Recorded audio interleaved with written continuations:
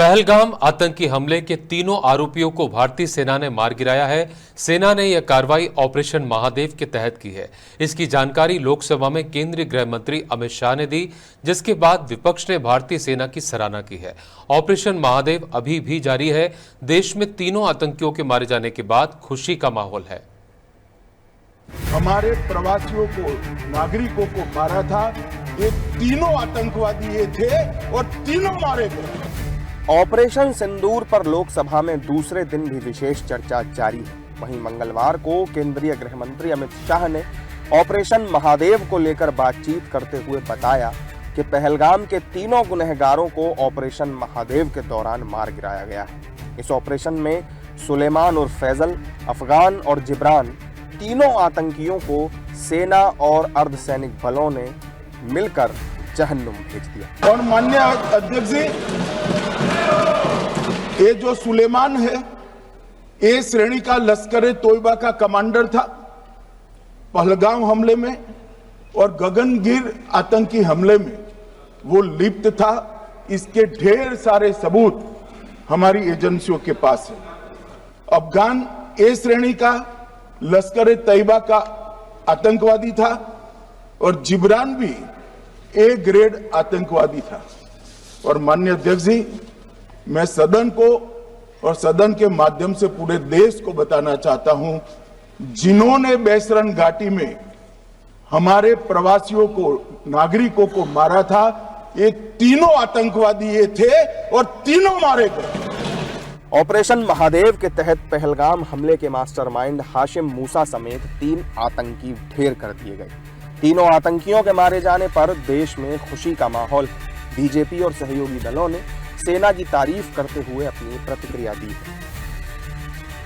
देखिए, लगातार हमारी सेनाएं और हमारी सिक्योरिटी फोर्सेस ये आतंकवादियों के खिलाफ ऑपरेशन चला रहे हैं, और ये भी मैं ऐसा मानता हूं कि भारतवासियों के लिए एक महत्वपूर्ण घटना है कि ऑपरेशन महादेव के तहत 3 आतंकवादियों को मार गिराया गया है।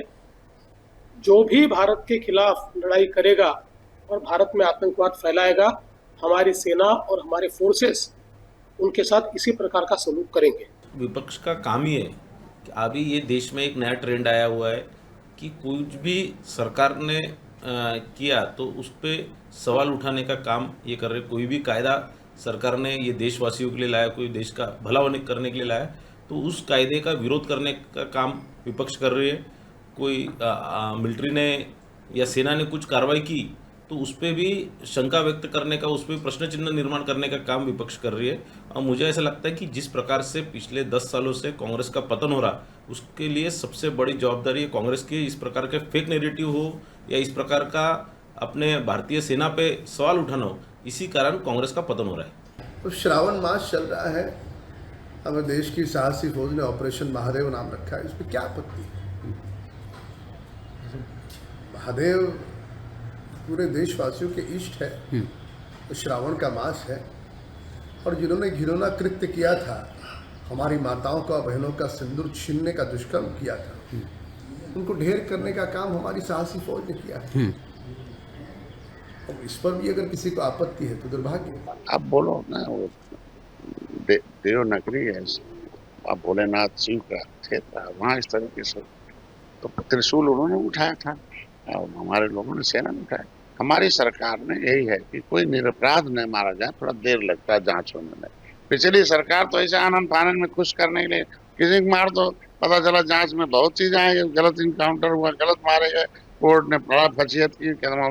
हम तो जेल में थे ना, फर्जी हम भी बंद थे, सपा के साथ में वहाँ जेल में बंद थे, पता चला तमाम अधिकारी मिले, क्यों बंद है, कहा साहब अब ला दिया, मार दिया, अपराधी था नहीं तो जेल में हम आते। तो ऐसे उनके सरकारों में होता था। अभी हमारे ना निरपराध ने मारा, देर और दूसता। मैं तो सेना के मैं समर्थन करता हूँ और धन्यवाद देता हूँ सरकार को कि कार्रवाई में गया। यहाँ पर पूरे आतंकवाद मुक्त होगा, अपराधी मुक्त होगा, माफिया मुक्त होगा, शांति से भारत फिर से सोने की चिड़िया बने, फिर भारत का गर्व हो रहा है, दुनिया के लोग भारत से फिर सीखें और रहें आराम से शांति। एनकाउंटर हुआ है, सुनकर अच्छा लगा कि जो सेना है वो लोग इतने मतलब 3 महीने के अंदर ही तीनों आतंकी को पकड़कर उनको मार दिए हैं।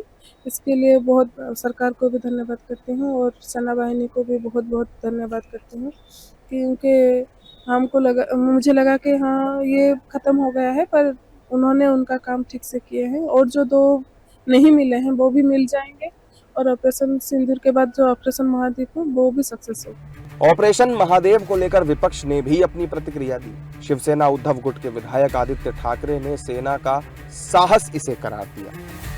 मुझे लगता है हर एक आर्मी के ऑपरेशन पे अब भी जब चल रहा है तो उस पर बयान नहीं देना चाहिए, लेकिन यही बात है कि पहलगाम में कैसे आए, जो उन्होंने किया वो कैसे किया, ये सरकार ने जवाब देना जरूरी है। आर्मी तो अपना काम करते रहती है। सुरक्षा एजेंसियों के मुताबिक महादेव पीक पर छिपे ये आतंकी किसी बड़ी घटना को अंजाम देने की साजिश रच रहे थे। हालांकि ऑपरेशन महादेव अभी जारी है।